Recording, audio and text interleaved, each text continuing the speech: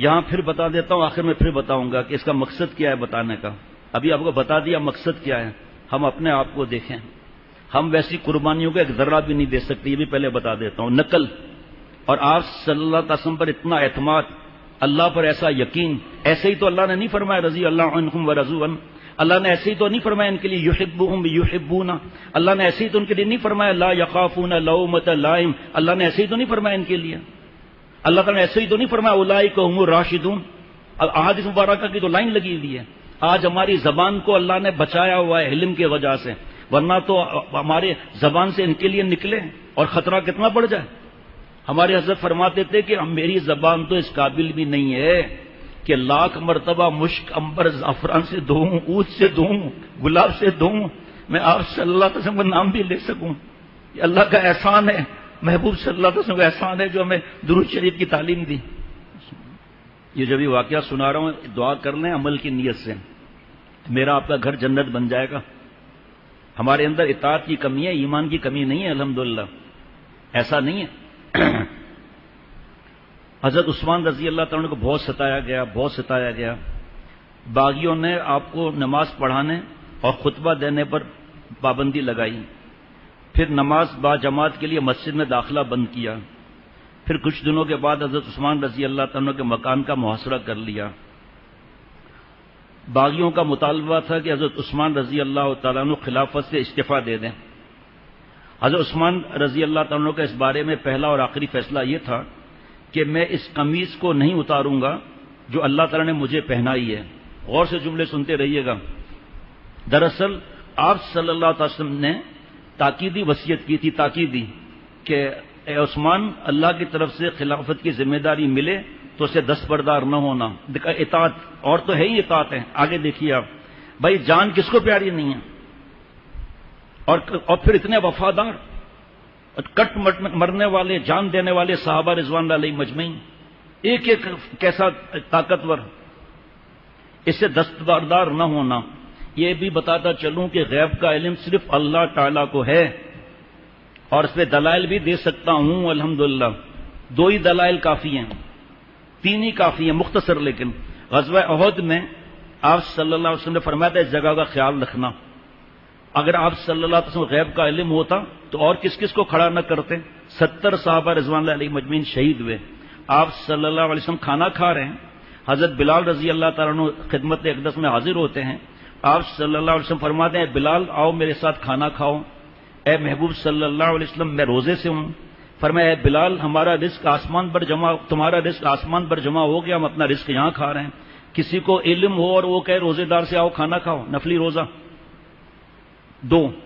تیسرا ایمان لائے محبوب صلی اللہ علیہ وسلم کچھ لوگ ہمیں حافظ، قراء، علماء دیجئے تاکہ ہمارے قبیلے والے سب انتظار کر رہے ہیں. 70 صحابہ رضوان اللہ علیہ مجمعین، حافظ، عالم، فقیہ، محدث، کیا کیا حوالے نہیں کیے، جا کے سب کو شہید کر دیا. ایسا ہو سکتا ہے کہ پیغمبر علیہ الصلوۃ والسلام اس طرح نعوذ باللہ ہو؟ جو آپ ایسی باتیں سنیں گے یہ وحی الہی تھی جو آپ صلی اللہ علیہ وسلم کو فرمایا گیا. ورنہ زہر والا گوشت کیسے کھاتے ہیں آپ صلی اللہ علیہ وسلم؟ آپ سوچو آپ ذرا. حضرت حسن رضی اللہ تعالیٰ عنہ کیسے زہر لے لیتے ہیں، حضرت عثمان رضی اللہ تعالیٰ عنہ کو کیا معاملہ ہوتا، حضرت علی رضی اللہ تعالیٰ عنہ کو کیا معاملہ ہوتا، حضرت عمر رضی اللہ تعالیٰ عنہ کو کیا معاملہ ہوتا. آج نعوذ باللہ جعلی لوگ کو بھی غیب کا علم ہو رہا ہے، اللہ معاف فرمائے. ایمان زلزلہ طاری ہو رہا ہے، اس کا فکر نہیں کہ ایمان بھی جا رہا ہے. بہرحال آج صلی اللہ علیہ وسلم فرمایا کہ اے عثمان اگر اللہ تمہیں کسی دن یہ منصب عطا کرے، پھر منافقین چاہیں کہ اللہ نے تمہیں جو کرتا پہنا ہے اسے اتار دے تو تم مت اتارنا. آج صلی اللہ علیہ وسلم سے ارشاد بطور تاکید 3 بار دہرایا گیا. حضرت عثمان رضی اللہ تعالیٰ عنہ کو آپ صلی اللہ علیہ وسلم نے اپنی 2 بیٹیاں دیں. ایک بیٹی کا وصال ہوا، دوسری بیٹی جب تدفین ہو رہی تھی تو آپ صلی اللہ علیہ وسلم کی آنکھوں مبارک سے آنسو جاری تھے. فرمایا میری تیسری بیٹی ہوتی میں عثمان کو دیتا. یہی وجہ تھی جب اشتر نے حضرت عثمان رضی اللہ تعالیٰ سے مل کر انہیں خلافت سے دستبرداری پر مجبور کرنے کی کوشش کی تو داماد مصطفیٰ صلی اللہ علیہ وسلم نے فرمایا کہ اللہ نے مجھے جو قمیض پہنائی ہے میں اسے نہیں اتاروں گا. اگر میری گردن بھی کٹ جائے تو یہ مجھے پسند ہے، لیکن یہ گوارا نہیں کہ آپ صلی اللہ علیہ وسلم کی بات نہ مانوں اور امت کا یہ حال کر جاؤں کہ وہ ایک دوسرے پر حملہ آور ہوں. آپ رضی اللہ تعالیٰ نے فرمایا کہ کہ اگر تم نے مجھ سے ساتھ ایسا سلوک کیا تو کبھی آپس میں باہم محبت نہ کر سکو گے، کبھی سب ایک ساتھ نماز نہ پڑھ سکو گے، کبھی اکٹھے جہاد نہ کر سکو گے۔ درجنوں صفات ہیں جو میں بھی بیان نہیں کر سکتا۔ حضرت عثمان رضی اللہ تعالیٰ عنہ کی وجہ یہ تھی کہ یہ گروہ جو آپ کی معزولی کا مطالبہ کر رہا تھا منافقین کا، امت کی رائے عامہ کا ترجمان ہرگز نہیں تھا، وہ محض امت کو لڑوانا چاہتا تھا۔ اگر حضرت عثمان رضی اللہ تعالیٰ عنہ ایک ایسے گروہ کے مطالبے پر جو امت کا صحیح نمائندہ نہیں تھا خلافت چھوڑ دیتے تو قیامت تک یہ روایت بن جاتی کہ جب کسی عادل حکمران یا دیندار امیر کو گرے پڑے لوگ شورش اور احتجاج سے واسطہ پڑتا، اسے عہدے سے مستعفی ہونا پڑتا۔ اس لیے حضرت عبداللہ بن عمر رضی اللہ تعالی عنہما نے بھی باغیوں کا مطالبہ نہ ماننے کی رائے پر جمے رہنے کا مشورہ دیا، اور حضرت عثمان رضی اللہ تعالیٰ سے عرض کیا کہ آپ اگر خلافت چھوڑ دیں تو کیا آپ ہمیشہ دنیا میں رہیں گے؟ کیسے ایک دوسرے کو مشورے ہو رہے ہیں۔ اور اگر آپ خلافت نہ چھوڑیں تو کیا یہ لوگ آپ کو شہید کرنے سے زیادہ کچھ کر سکتے ہیں؟ مجھے تو کوئی گنجائش نظر نہیں آتی کہ آپ اس خلافت کو اتار دیں جو اللہ نے آپ کو پہنائی۔ اگر آپ نے ایسا کیا تو روایت چل پڑے گی۔ یہ حضرت عثمان رضی اللہ تعالیٰ کا مزید سخت امتحان تھا۔ اب سنیں ذرا، حضور صلی اللہ تعالی وسلم نے انہیں منافقین کے خلاف تلوار اٹھانے کی جگہ صبر و تحمل اور برداشت کا حکم دیا تھا۔ آج ہمارے جھگڑے خاندان کے بھی کس لیے کہ صبر تحمل نہیں ہے، آپ صلی اللہ سے اطاعت نہیں ہے۔ قرآن پاک میں اللہ فرما رہے ہیں مفہوم کے برائی کا بدلہ بھلائی سے دو، ان قریب تم دیکھو گے کہ تمہارا دشمن بھی تمہارا دوست ہو گیا۔ اور یہ نصیبے والوں کا کام ہے، ہر ایک کا کام نہیں۔ جب لوگوں نے باغیوں کے خلاف مسلح کارروائی کی اجازت طلب کی تو آپ نے فرمایا کہ رسول اللہ صلی اللہ علیہ وسلم نے مجھ سے ایک وعدہ لے رکھا ہے، مجھ سے ایک وعدہ لے رکھا ہے۔ آپ صلی اللہ علیہ وسلم تو چلے گئے تھے نا، اللہ کے پاس چلے گئے تھے، پھر تو حضرت ابوبکر صدیق بھی آئے، حضرت عمر رضی اللہ تعالی عنہما بھی آئے، لیکن اس وقت یہ جو ہمیں تعلیم دی جاتی ہے غیب کی کہ سامنے ماں باپ نہیں، نیک آدمی سامنے نہیں، اللہ تو ہے، علم یعلم بان اللہ یرا، کیا انسان کو معلوم نہیں کہ اللہ اسے دیکھ رہا ہے؟ ہاں جی، وہو معکم اینما کنتم، تو جہاں بھی ہے میں تیرے ساتھ ہوں۔ تو اللہ ساتھ ہے، ہم لوگ گندی فلمیں دیکھیں یا کوئی بھی فلم دیکھیں، ترکی والے ڈرامے پر زبردستی کرتے رہیں کہ نہیں یہ وجہ ہے، بھئی یہ فتویٰ ہے، چھوڑو یار اس طرح حرکتیں کریں، اللہ کو یہ جواب دے سکتے ہیں؟ نعوذ باللہ۔ یہ حرام شوق سے کس طرح بچنا ہے، اس کو اصلاح کہتے ہیں۔ مجھ سے ایک وعدہ لے رکھا ہے، اس لیے میں اپنی جان کو اس پر کاربند رکھتے ہوئے صبر کروں گا۔ حضرت مغیرہ بن شعبہ رضی اللہ تعالیٰ عنہ نے لڑائی پر اصرار کیا تو حضرت عثمان رضی اللہ تعالیٰ نے فرمایا کہ میں رسول اللہ صلی اللہ تعالی وسلم کے نائبین میں سے وہ پہلا شخص نہیں بننا چاہتا جو امت کا خون بہائے۔ صحابہ رضوان اللہ علیہ مجمعین، حضرت عبداللہ بن زبیر، کعب بن مالک، حضرت زید بن ثابت رضی اللہ عنہم جیسے حضرات نے پیشکش کی کہ اجازت ہو تو دشمن کو مار بھگائیں، فرمایا نہیں، مدینہ شریف میں اس کی اجازت نہیں ہے، مجھے اس کی بالکل ضرورت نہیں ہے۔ اور مدینہ شریف میں وہ بھی آپ صلی اللہ علیہ وسلم شہر کو خون کے اندر نہانا نہیں چاہتے تھے۔ آپ صلی اللہ علیہ وسلم کا یہ ارشاد سب کو یاد دلایا کہ مدینہ سرزمین محترم ہے، نہ اس کا درخت کاٹا جائے، نہ اس میں کسی شرانگیزی کا ارتکاب کیا جائے، جو اس میں شرانگیزی کرے گا اس پر اللہ کی تمام فرشتوں کے سب انسانوں کی لعنت۔ جی، اور ایک شاید حدیث پاک آگے آئے گی ورنہ میں بتا دوں گا۔ گرمی شدید ہوئی تو منافقین نے محاصرے کی سختی بھی بڑھا دی۔ حضرت عثمان رضی اللہ تعالیٰ نے گھر، اشیاء خوردنوش اور پانی لے جانے پر بھی پابندی لگا دی۔ پہلے پہل حضرت علی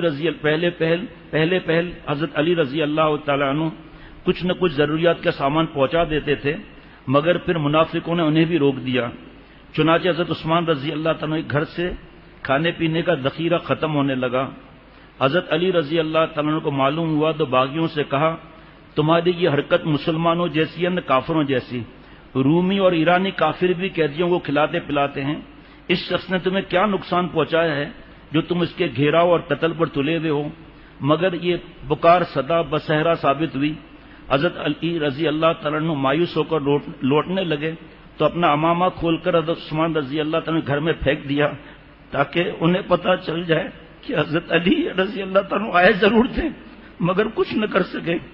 ایک دن ام المؤمنین حضرت ام حبیبہ رضی اللہ تعالیٰ عنہ ایک خچر پر کھانے پینے کا سامان لاد کر حضرت عثمان رضی اللہ تعالیٰ نے گھر کی طرف تشریف لائیں، مگر منافقین نے رسول اللہ صلی اللہ علیہ وسلم کے ناموس کی لاج بھی نہ رکھی، ان سے بدتمیزی کی، سامان چھین لیا اور خچر کو اس طرح مار بھگایا کہ ام المؤمنین گر کر زخمی ہوتے ہوتے بچیں۔ ساتھ ساتھ یہ بھی بتاتا چلوں یہ کون تھے، یہ یہود و نصارہ منافق تھے جن کی آج ہم نقل کر کے خوشیاں مناتے ہیں۔ Valentine Day, New Year Day, WhatsApp, Facebook, YouTube کی گندگیاں، سالگرہ، مہندی، مایوں، مخلوط تعلیم، بیٹیوں کا جاب کرنا، ہر بات میں نعوذ باللہ ان کی نقل۔ حضرت عثمان رضی اللہ تعالیٰ عنہ کے محاصرے کے بقیہ دن بڑی تکلیف میں گزرے۔ آپ کے پڑوسی حضرت عمر رضی اللہ تعالیٰ بہت چھپ چھپا کر تھوڑا بہت کھانا پینا اپنے گھر سے آپ کے پاس بھیج دیتے تھے، جس سے کچھ نہ کچھ گزارا چلتا تھا۔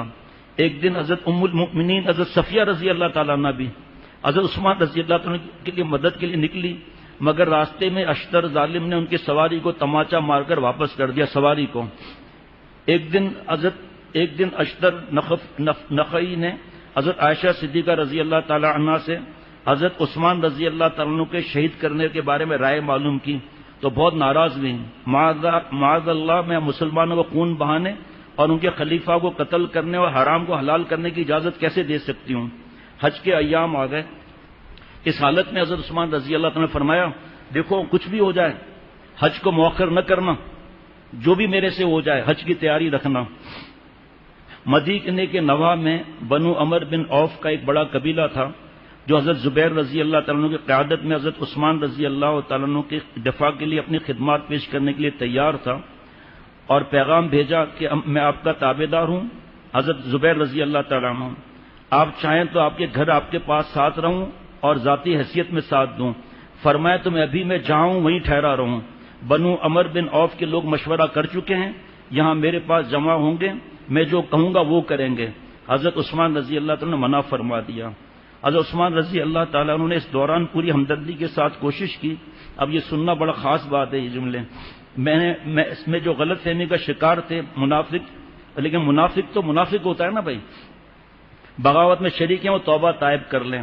آپ رضی اللہ تعالیٰ عنہ مکان کے بالا خانے پر کھڑے ہو کر ان سے خطاب کیا، جس میں فرمایا، میں تمہیں قسم دے کر پوچھتا ہوں، کیا تمہیں یہ معلوم نہیں کہ میں نے یہ روما کا کنواں خرید کر مسلمانوں کے لیے وقف کیا؟ سب نے کہا جی ہاں۔ آپ نے فرمایا، اس کے باوجود تم نے اس کا پانی مجھ پر کیوں بند رکھا ہے؟ پھر فرمایا، تمہیں قسم دے کر پوچھتا ہوں، کیا تمہیں معلوم نہیں میں نے آس پاس کی زمین خرید کر مسجد نبوی کی توسیع کرائی؟ بتاؤ میرے علاوہ کسی اور کو جانتے ہو جسے اس سے پہلے مسجد میں نماز سے روک دیا گیا ہو؟ یہ باتیں ایسی لرزہ دینے والی تھیں کہ بہت سے منافقین کہنے لگے کہ ہمیں امیر المؤمنین پر دست درازی نہیں کرنی چاہیے، انہیں موقع دینا چاہیے۔ خلیفہ ثالث نے حق اور باطل کو دو اور دو چار کی طرح واضح کرتے ہوئے مزید فرمایا، تم سب کو قسم دے کر پوچھتا ہوں، کیا تم نہیں جانتے کہ ایک بار رسول اللہ صلی اللہ علیہ وسلم حرا پہاڑ پر تشریف فرما تھے، اچانک پہاڑ لرزنے لگا تو رسول اللہ صلی اللہ علیہ وسلم نے ٹھوکر مار کر فرمایا، ٹھہر جا، تیرے اوپر نبی، صدیق اور شہید کے سوا کوئی نہیں۔ اس دن میں آپ صلی اللہ علیہ وسلم کے ساتھ ہی تھا۔ یہ حدیث یاد دلا کر داماد رسول نے منافقوں پر واضح کر دیا کہ اگر وہ قتل ہوئے تو شہید ہوں گے، جس کا مطلب یہ تھا کہ قتل کرنے والے اہل باطل اور ظالم ہوں گے۔ پھر آپ نے فرمایا، میں تمہیں قسم دے کر پوچھتا ہوں، کیا تم نہیں جانتے کہ رسول اللہ صلی اللہ علیہ وسلم نے بیعت رضوان کے دن جبکہ وہ مجھے مشرکین کے پاس مکہ بھیج چکے تھے، اپنے ہاتھ کے بارے میں فرمایا کہ عثمان کا ہاتھ ہے؟ فرمایا، میں تمہیں قسم دے کر پوچھتا ہوں کہ رسول اللہ صلی اللہ علیہ وسلم نے غزوہ تبوک کی تنگ دستی کے وقت فرمایا تھا، کون ہے جو اللہ کے راستے میں مقبول خیرات کرے؟ تو عثمان نے آدھے لشکر کا ساز و سامان مہیا کیا تھا۔ آپ رضی اللہ عنہ ہر بات قسم دے کر پوچھتے رہے اور منافق بھی ہاں ہاں کرتے رہے۔ آپ نے ایک موقع پر فرمایا، تم مجھے کس جرم میں قتل کرو گے؟ میں نے رسول اللہ صلی اللہ علیہ وسلم سے سنا ہے کہ مسلمان کا قتل صرف 3 صورتوں میں جائز ہے، جب وہ شادی شدہ ہوتے ہوئے بدکاری کا مرتکب ہو، یہ حکومت کا کام ہے، یا وہ کسی کو ناحق قتل کرے یا مرتد ہو جائے۔ اللہ کی قسم میں نے تو زمانہ جاہلیت میں کبھی بدکاری نہیں کی، نہ اسلام میں نے کسی کو قتل بھی نہیں کیا کہ مجھ سے قصاص لیا جائے۔ جب سے اسلام قبول کیا کبھی دین سے نہیں ہٹا۔ میں گواہی دیتا ہوں کہ اللہ کے سوا کوئی معبود نہیں اور محمد صلی اللہ علیہ وسلم کے بندے اور رسول ہیں۔ پھر یہ لوگ مجھے کیوں قتل پر آمادہ ہیں؟ آپ کو یاد ہے اس سے پہلے حضرت عمر رضی اللہ تعالیٰ کا واقعہ سنایا تھا، تو آج تک ای میل آتے ہیں کہ جب گناہ کا تقاضا ہوتا ہے، جب بے پردگی کا تقاضا ہوتا ہے، جب شرعی پردہ چھوڑنا چاہتی ہوں، یہ باتیں دل کو ہلا دیتی ہیں۔ یہ باتیں بھی اسی لیے ہیں کہ آج میں اور ہم سچی توبہ کر کے یہاں سے اٹھیں۔ اتنے لوگوں نے سمجھایا لیکن پھر بھی منافقین نہ مانگے۔ ان بدماشوں نے یہ طے کیا کہ مکان پر اچانک دھاوا بول کر حضرت عثمان رضی اللہ تعالیٰ کو شہید کیا جائے۔ حضرت عثمان رضی اللہ تعالیٰ عنہ نے آخری ایام میں ایک دن بالا خانے سے جھانک کر منافقین سے، باغیوں سے آخری بار خطاب کیا، جس میں فرمایا کہ اللہ کی قسم اگر تم نے مجھے قتل کیا پھر کبھی اکٹھے نماز نہیں پڑھ سکو گے، کبھی مل کر دشمن سے جہاد نہیں کر پاؤ گے، تم اختلافات کی انتہا کی وجہ سے یوں گتھم گتھا ہو جاؤ گے۔ یہ کہہ کر آپ نے انگلیوں میں انگلیاں ڈال کر دکھائی اس طرح کر کے۔ آخری خطبے میں لوگوں سے کہا، مدینے والوں تمہیں اللہ کے سپرد کرتا ہوں اور دعا کرتا ہوں کہ اللہ تمہیں میرے بعد اچھی حکومت عطا فرمائے۔ اور آخری ایام میں حضرت عثمان رضی اللہ تعالیٰ فرماتے تھے، خلافت کا حضرت علی رضی اللہ تعالیٰ کو ملنا مجھے کسی اور کے خلیفہ بننے سے زیادہ پسند ہے۔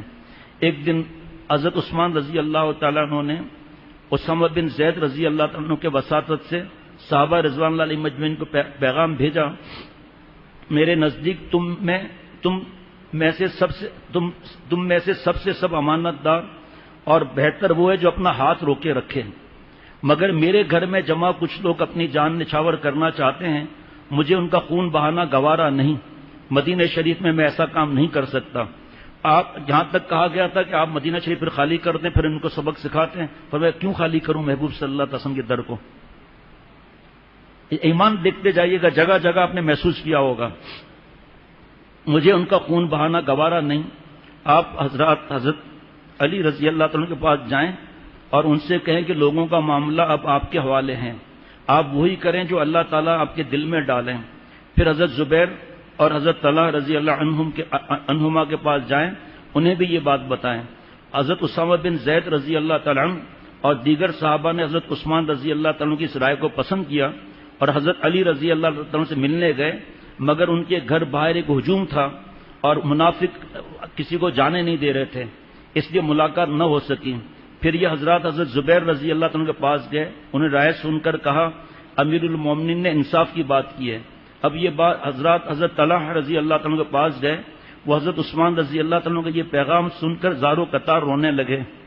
18 ذوالحجہ کو حضرت عثمان رضی اللہ تعالیٰ کو روزہ تھا، اس دن آپ نے 20 غلام آزاد کیے اس شرط پر کہ میری وجہ سے لڑو گے نہیں۔ عادت کے خلاف پاجامہ منگوا کر زیبتن کیا کہ کہیں حملے کے زد میں آتے ہوئے سطر نہ کھل جائے، پھر تلاوت میں مصروف ہو گئے۔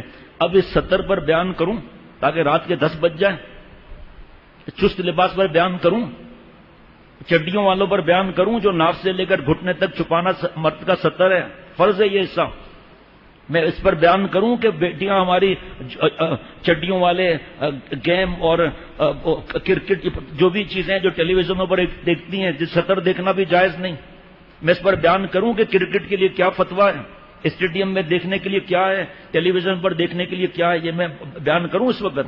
پھر آپ کہیں گے آگے کیسے ہوگا یہ معاملہ، وقت تو کم ہے۔ اتنا فکر کیا اس وقت بھی، سطر کی فکر۔ اور یہاں باپ اور بیٹا گرمی کی وجہ سے سوئمنگ کاسٹیوم پہن کر گھر میں گھوم رہے ہیں، اور بیٹی خط میں لکھ رہی ہے کہ ہمارے لیے خودکشی کی اجازت ہے۔ دوزخ سے کم ہے یہاں کی گرمی، جو ننگے گھومتے ہیں گھروں میں۔ آپ غور سے سنیے گا ذرا۔ گزشتہ رات حضرت عثمان رضی اللہ تعالیٰ عنہ کے خواب میں رسول صلی اللہ علیہ وسلم کی زیارت ہوئی۔ آپ صلی اللہ علیہ وسلم فرما رہے تھے عثمان افطار ہمارے ساتھ کرنا۔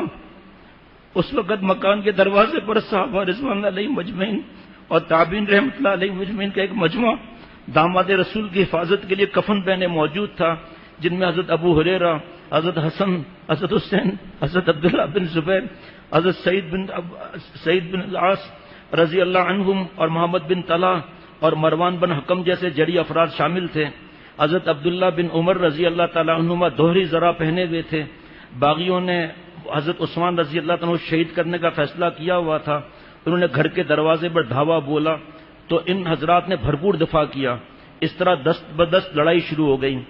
حضرت طلحہ رضی اللہ تعالیٰ عنہ بھی اس وقت ذرا پہنے امیر المؤمنین کے دفاع کے لیے عام پہنچے اور تیر چلانے لگے، مگر اس دوران اس آپ صلی اللہ علیہ وسلم کا پنڈلی مبارک تھوڑی کھلی ہوئی تھی اور حضرت ابوبکر اور حضرت عمر رضی اللہ تعالیٰ عنہ موجود تھے۔ حضرت عثمان رضی اللہ تعالیٰ عنہ آ گئے تو آپ صلی اللہ علیہ وسلم نے نیچے کر لیا، اتنا بھی حصہ کہ نبی صلی اللہ علیہ وسلم بچا۔ فرمایا عثمان کو اللہ نے اتنی حیا دی ہے وہ مجھ سے پھر بات سے ہی نہیں کر سکیں گے، ایسا معاملہ۔ اے اللہ، آپ نے جو حضرت ابوبکر صدیق رضی اللہ تعالیٰ کو صدیقیت کا نوازا، اس کے ذرا ہمیں عطا فرما۔ آپ نے حضرت عمر رضی اللہ تعالیٰ عنہ کو جو حق اور باطل میں فرق کرنے کا دیا ہم اس کا ایک قطرہ عطا فرما۔ اے اللہ، آپ نے جو عثمان رضی اللہ تعالیٰ حیات دی اس میں ایک ذرہ ایک مجھے اور ہماری اولاد اور ہماری مسلمان بہو بیٹیوں کو، ہماری اولاد اور قیامت تک کی ذریات ہمیں عطا فرما۔ اے اللہ، آپ نے حضرت علی رضی اللہ تعالیٰ کو شجاعت دی، اس میں سے قطرہ ہمیں عطا فرما تاکہ ہم نفس اور شیطان اور معاشرہ کی غلامی میں نہ آئیں۔ آمین کہنا چاہیے، ڈھیلا بھی آمین نہیں کہنا چاہیے، آمین زوردار کہنا چاہیے۔ ہاں، تو یہ کون سی چیز ہے جس کے لیے ہم گھبرائیں؟ سنیے آگے۔ حضرت عثمان رضی اللہ تعالیٰ نے قسم دے کر اپنے حامیوں کو کہلوایا کہ سب لوگ اندر آ جائیں۔ چنانچہ یہ حضرات واپس آ گئے، مکان کا پھاٹک بند کر دیا گیا۔ حضرت عثمان رضی اللہ تعالیٰ نے اب اپنے محافظوں کو حتمی طور پر کہہ دیا کہ وہ پہرا ختم کر کے اپنے اپنے گھروں کو چلے جائیں۔ آپ رضی اللہ عنہ نے یہ واضح فرما دینا چاہتے تھے کہ خلافت کو آپ نے اللہ اور رسول کی امانت کے طور پر سنبھالا ہوا ہے، یہ کوئی بادشاہی نہیں جسے سرمایہ عیش و آرام کے لیے جمع کیا جائے، چھینا جائے۔ آپ نے فرمایا تم میں سے جو بھی میرے حکم کی تعمیل ضروری سمجھتا ہے وہ اپنا ہاتھ روک لے، اسلحہ رکھ دے۔ حکم کی تعمیل میں سب چلے گئے مگر حضرت حسن حضرت حسین رضی اللہ تعالی عنہما نہیں اٹھے۔ آپ نے قرآن منگوایا اور پڑھنے لگے۔ اس دوران حضرت حسن رضی اللہ تعالیٰ سے کہا کہ تمہیں قسم دیتا ہوں تم چلے جاؤ۔ پھر دو آدمیوں کو بلا کر بیت المال کی حفاظت کی ذمہ داری انہیں سونپ دی۔ گویا آخری وقت میں بھی فکر تھی تو امت کے حقوق کی۔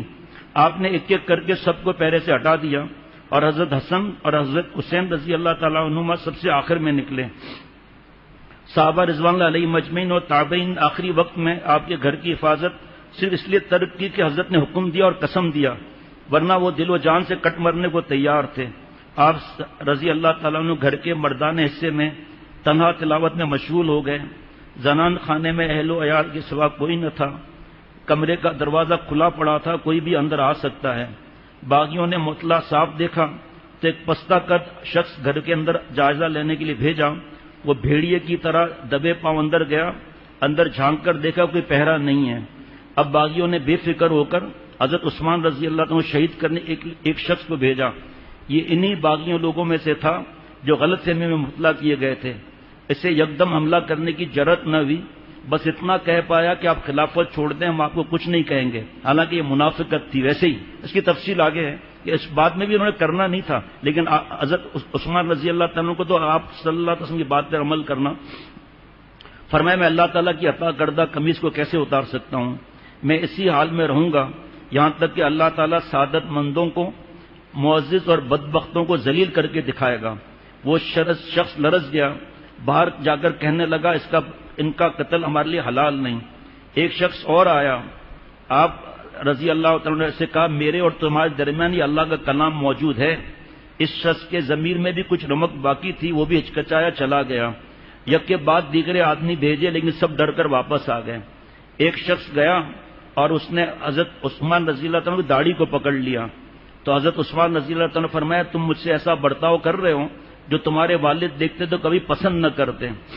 میں نے کون سا جرم کیا ہے سوائے یہ کہ حق لے کر حقدار کو دیا ہے؟ فرمایا تم میرے قاتل نہیں ہو سکتے۔ وہ بھی کانپ کر باہر چلے گئے اور روتے ہوئے ندامت سے کپڑا چہرے پر ڈالے ہوئے نکل گئے اور بہت منافقین کو سمجھایا لیکن مان ہی نہیں رہے تھے۔ غرض حضرت عثمان رضی اللہ تعالیٰ کی حکمت عملی کے باعث نادانی کے سبب اس تحریک کا حصہ بن جانے والے بہت سے لوگ دست درازی سے باز آ گئے اور توبہ طائب ہوتے ہوئے دکھائی دیے۔ تب سازش کے مرکزی کردار اور بدبخت ترین افراد نے بلا تاخیر اپنے گناہوں نے عزائم کو خود پایا تکمیل تک پہنچانے کا فیصلہ کیا۔ حضرت امیر المومنین کے گھر مردانہ حصے میں اللہ تعالیٰ سے لو لگائے ہوئے امیر المومنین قرآن پاک کی تلاوت رکھے ہوئے اپنے جان سے بالکل بے نیاز سورہ بقرہ کی تلاوت میں مشغول تھے۔ باغیوں میں سے ایک شخص رومان نے لوہے کی بھاری لاٹھی دے ماری۔ عبد الرحمن بن غافقی نے بھی آئینی ہتھیار سے ضرب لگائی۔ پھر ایک شخص جو الموت الاسود کہلاتا تھا، کالا سخت ظالم، آگے بڑھا اور پورے طاقت سے حضرت عثمان رضی اللہ تعالیٰ عنہ گلا گھونٹ دیا۔ آپ تڑپنے لگے۔ ادھر اس نے تلوار نیام سے نکالی، آپ پر وار کیا۔ خون کے چھینٹے قرآن مجید پر پڑے اور آیت فَسَيَكْفِيكَهُمُ اللَّهُ سرخ ہو گئی۔ ایک بدبخت نے نیزے کا وار کیا، آپ رضی اللہ تعالیٰ کے زبان مبارک سے نکلا بسم اللہ توکلت علی اللہ، ساتھ ہی خون کی دھار ابل پڑی۔ زنان حصے میں جب اس ہنگامے کی آوازیں پہنچی تو اہلیہ محترمہ حضرت نائلہ اور آپ کی بیٹیاں آپ کو بچانے کے لیے چیخو پکار کرتے ہوئے دوڑ کر آئیں۔ حضرت نائلہ نے وفاداری کی انتہا کر دی اور بچانے کے لیے آپ پر گر گئیں۔ تب ایک ظالم سودان بن عمر نامی ظالم نے تلوار کھینچ کر آگے بڑھا۔ حضرت نائلہ رضی اللہ تعالیٰ نے تلوار کی دھار پکڑنے کی کوشش کی تو انگلیاں کٹ گئیں۔ مصر کے ایک شخص نے تلوار کی نوک آپ کے سینے پر رکھ کر اپنا وزن اس پر ڈال دیا، تلوار جسم سے آر پار ہو گئی اور داماد پیغمبر تیسرے خلیفہ ذو النورین سیدنا حضرت عثمان بن عفان رضی اللہ تعالیٰ روح پاک جسد خاکی سے پرواز کر گئی۔ انا للہ و انا الیہ راجعون۔ غروب آفتاب سے ذرا پہلے کا وقت تھا اور آپ صلی اللہ علیہ وسلم کے ساتھ افطار کرنا حضرت عثمان رضی اللہ تعالیٰ کا مقدر تھا، رات کو ہی خواب دیکھا تھا۔ یہ باتیں ہیں، ترکی کا ڈرامہ نہیں ہے۔ فیس بک، یوٹیوب اور ویڈیو گیم اور کارٹون حرام اور فلمیں کے لیے اللہ نے پیدا نہیں کیا۔ اپنے اولاد کو نیک بنانا، خود نیک بننا، لڑکیوں کے ساتھ دوستیاں، ان کو گھمانا پھرانا، حرام کام کرنا، آنکھوں کا زنا کرنا۔ بخاری شریف کی حدیث پاک کہ زنا العین نظر بازی آنکھوں کا زنا ہے۔ اتنا بڑا گناہ ہے کہ ہم سوچ بھی نہیں سکتے۔ ہاتھ سے جوانی برباد کرنا، ماں باپ کی آہ لینا اور پڑھائی کے اندر اتنا مشغول ہو جانا جو کہ منع نہیں کہ قرآن پاک پڑھنا نہ آتا ہو۔ حضرت عثمان رضی اللہ تعالیٰ کے واقعہ کا کتنے لوگوں کو پتہ ہے؟ اور شیکسپیئر کا، ڈارون کی تھیوری کا، اس کے بارے میں آپ کیا کہتے ہیں؟ فیشن کا، انگریزوں کی نقل، یہود و نصارہ کی نقل، یہ سب کچھ لمحوں میں ہو گیا۔ اس دوران حضرت عثمان رضی اللہ تعالیٰ کچھ غلام جنہیں آپ نے اس روز شرط کے ساتھ آزاد کیا تھا کہ وہ ہتھیار نہ اٹھانے کا وعدہ کریں، دوڑتے ہوئے اس طرف آ گئے۔ ان میں سے ایک غلام نے سودان پر تلوار کا وار کیا، اس کا سر تن سے جدا کر دیا۔ دوسرے غلام نے ایک اور باغی کو موت کے گھاٹ اتار دیا۔ تیسرے نے ایک اور ظالم جو اس نے حضرت نائلہ رضی اللہ تعالیٰ سے دست درازی کر کے تلوار سے انگلیاں کاٹ دی تھیں۔ آخر یہ دونوں غلام شہید ہو گئے۔ حضرت عبداللہ بن زبیر، حضرت حسن رضی اللہ تعالیٰ عنہما، مروان بن حکم ہنگامے کی آواز سن کر گھر میں داخل ہو گئے اور باغیوں سے لڑتے لڑتے شدید زخمی ہو گئے۔ بعد میں مدینے کے لوگوں نے ان تینوں کو لہو لہان حالت میں اٹھایا۔ باغیوں نے گھر کی ہر چیز لوٹ لی، برتن بھی نہ چھوڑے، پھر بیت المال کی طرف لپ کے اسے بھی لوٹ لیا۔ ان کا یہ کردار گواہ تھا کہ وہ منافق کیسے ہیں۔ حضرت عثمان رضی اللہ تعالیٰ کی شہادت کی خبر جنگل کی آگ طرح مدینہ شریف میں پھیل گئی، لیکن حضرت عثمان رضی اللہ تعالیٰ ایسے لوگوں کو مقرر کیا تھا کہ کوئی بھی تلوار نہ اٹھانے پائے، میرے بعد بھی، وہ سب تفصیل ہے۔ اسی رات حضرت علی، حضرت طلحہ، حضرت حسن، حضرت زید بن ثابت، حضرت کعب بن مالک رضی اللہ عنہم اور عام صحابہ جوک در جوک حضرت عثمان رضی اللہ تعالیٰ کے گھر تشریف لے آئے۔ جنازے میں بہت زیادہ لوگ تھے۔ جنازہ قصر عثمان میں رکھا گیا، لوگ جا کے دیکھتے تھے۔ شہید کو غسل نہیں دیا گیا، کپڑے ہی کفن قرار پائے گئے۔ جنازے کی چارپائی لائی گئی، مروان بن حکم نے نماز جنازہ پڑھائی۔ اس کے بعد جنازے کو بقی کے قبرستان میں لے جایا گیا۔ جس جگہ حضرت عثمان رضی اللہ تعالیٰ کی تدفین ہے نا، وہاں اللہ موقع دے تو کھڑے ہو کر دل کی حالت دیکھنا کہ دل کی حالت کیا ہے۔ خدا کی قسم جان پیاری ہوگی، گناہ کرنا راست نہیں آئے گا۔ ارادہ کریں، کنو مع الصادقین کو اللہ نے فرض فرمایا سچوں کے ساتھ رہنے کو، اتقوا اللہ کو اللہ نے فرض فرمایا گناہ چھوڑنے کو۔ اللہ تعالیٰ نے فرمایا ضرور ظاہر اسمی و باطنا، ظاہری گناہ بھی چھوڑ دو، باطنی گناہ بھی چھوڑ دو۔ گندی فلموں کو فارورڈ کرنا، لڑکیوں کے دوستیاں کرانا، ان کے ساتھ گھومنا، ویلنٹائن ڈے میں ہوٹل میں کمرہ بک کرانا، ابھی میری بھی حالت ہو رہی ہے، ہم سب کی حالت ہو رہی ہے کہ ہم آج کے بعد گناہ نہیں کریں گے، پھر ٹھنڈے پڑ جاتے ہیں۔ اگر آج ارادہ پکا کر کے اپنی اصلاح کرائیں کسی اللہ والے ان کے غلام سے، جو کہ فرض ہے، پھر دیکھو کیسے پٹڑی چلتی ہے انشاءاللہ تعالی۔ اس کے بعد جنازے کو بقی کے قبرستان لے جایا گیا۔ عفت و حیا کا یہ آفتاب بقی کے خاک پاک میں روپوش ہو گیا۔ یہ بات طے ہے کہ شہادت کے وقت مدینہ شریف میں حضرت عثمان رضی اللہ عنہ حامی صحابہ اور تابعین بڑی تعداد میں موجود تھے۔ آپ کے دفاع پر آپ قدرت رکھتے تھے۔ ان کا ہاتھ روکنا حضرت عثمان رضی اللہ عنہ کی قسم دینے کی وجہ سے تھا، اور حضرت عثمان رضی اللہ عنہ قسم دینا آپ صلی اللہ علیہ وسلم کی وصیت کے باعث تھا، ورنہ کوئی بڑی بات نہ تھی۔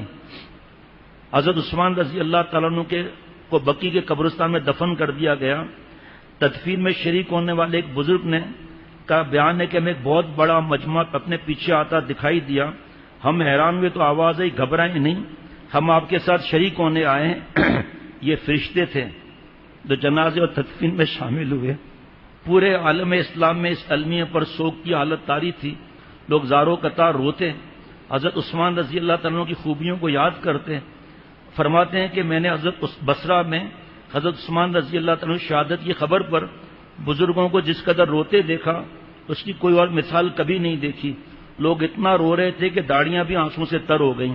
اب اس کے اندر جو نصیحتیں ہیں، اس میں سب سے پہلی نصیحت اللہ تعالیٰ پر ایسا ایمان، آپ صلی اللہ علیہ وسلم پر ایسا ایمان، اور دوسری نصیحت کہ آپ صلی اللہ علیہ وسلم نے جتنے باتیں فرمائیں، غیبت سے بچنا، ماں باپ کی خدمت، ان سے معافی، انتقام نہ لینا، تفصیل کا موقع نہیں، سنتوں پر عمل کرنا، جان جائے تو جائے، گناہ نہ کرنے سے کیا ہوگا، زیادہ سے زیادہ جان جائے گی، جان نہیں جائے گی، نیم جا بستانہ تو 100 جان دہت۔ اے اللہ آپ تو ایسے پیارے ہیں کہ گناہ نہ کرنے سے آدھی جان تو جاتی ہے، لیکن 100 جان اللہ اور عطا فرماتے روح میں، تو 100 اور آدھی جان ہو گئی۔